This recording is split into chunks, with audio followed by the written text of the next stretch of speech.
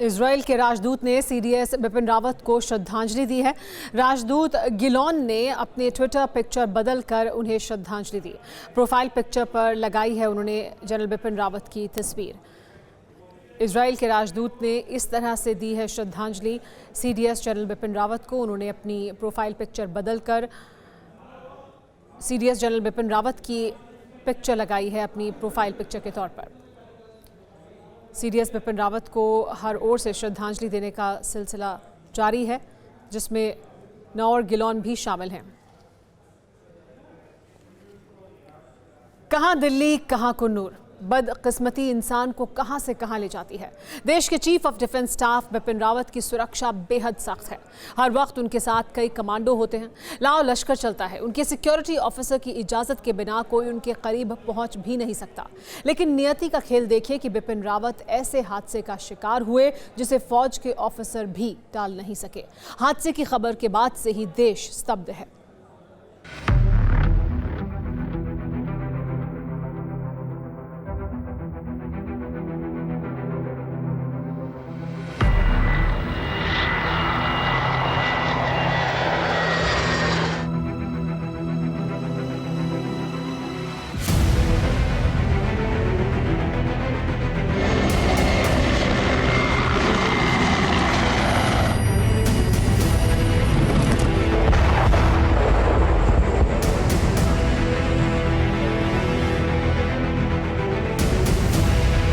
TV पर जब पहली बार ये तस्वीरें दिखी, दुखद हादसे की खबर लोगों तक पहुंची और फिर सरकार से लेकर आम आदमी तक स्तब्ध रह गया। तस्वीरें जितनी भयंकर थी, खबर उससे भी ज्यादा डरावनी। देश के हर नागरिक का दिल बैठ गया, मन मायूस हो गया। प्रार्थनाओं का दौर शुरू हुआ। लोग सलामती की दुआ करने लगे, क्योंकि बिपिन रावत का सीधा कनेक्शन हिंदुस्तान के हर नागरिक से है। गर्व और शौर्य से हमारा मान ऊंचा करने वाले सीडीएस बिपिन रावत का हेलीकॉप्टर आसमान से नीचे गिर गया, उसमें आग लग गई। ये सुनकर हर भारतीय परेशान हो गया।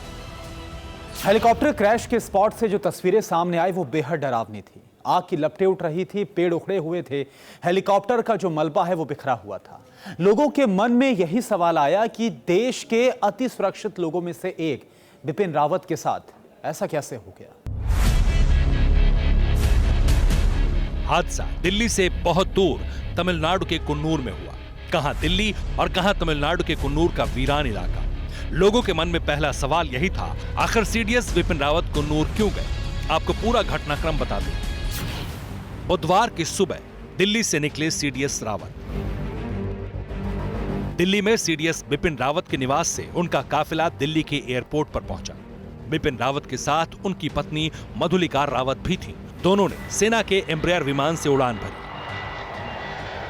विमान करीब 2 घंटे की उड़ान के बाद तमिलनाडु के आसमान में था। दिल्ली से तमिलनाडु की उड़ान सुलूर एयरबेस पर थोड़ी देर विश्राम। तमिलनाडु के कोयम्बटूर में सीडीएस बिपिन रावत के विमान की लैंडिंग हुई। यहां सुलूर में इंडियन एयरफोर्स का एयरबेस है। बिपिन रावत और उनकी पत्नी मधुलिका रावत और दिल्ली से गए सेना के कुछ अफसरों ने सुलूर एयरबेस पर ही थोड़ी देर आराम किया। सुलूर से उड़ा हेलीकॉप्टर वेलिंगटन का अधूरा सफर। सीडीएस बिपिन रावत को सुलूर से वेलिंगटन जाना था। बिपिन रावत को बुधवार दोपहर 2:45 पर ऊटी के पास Wellington defence service staff college में एक लेक्चर देना था। सुलूर से आगे के सफर के लिए सेना का MI-17 हेलीकॉप्टर तैयार था।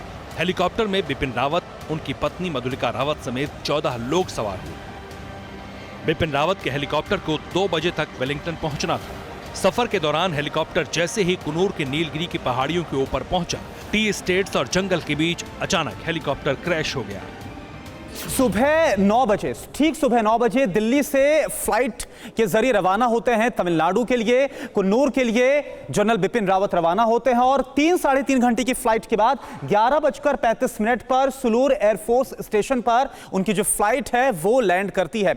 और फिर यहीं से सुलूर से आगे, क्योंकि वेलिंगटन तक का जो सफर है वो तय करना था, MI-17 V5 ये हेलीकॉप्टर, इसके जरिए जनरल बिपिन रावत, उनकी धर्मपत्नी इसमें थी और भी जो ऑफिसर्स थे वो थे। लेकिन इस बीच ये ठीक 12:20 पर कन्नूर में यह हादसा होता है, हेलीकॉप्टर क्रैश हो जाता है। और आप जरा देखिए, जो सफर है वो 94 किलोमीटर का तय किया था और आगे जो पहुंचना था DSSC वेलिंगटन, वहां की जो दूरी थी हादसे वाली जगह से 16 किलोमीटर की थी। तो कुछ इस तरह से जो पूरा हादसा है वो सामने आया।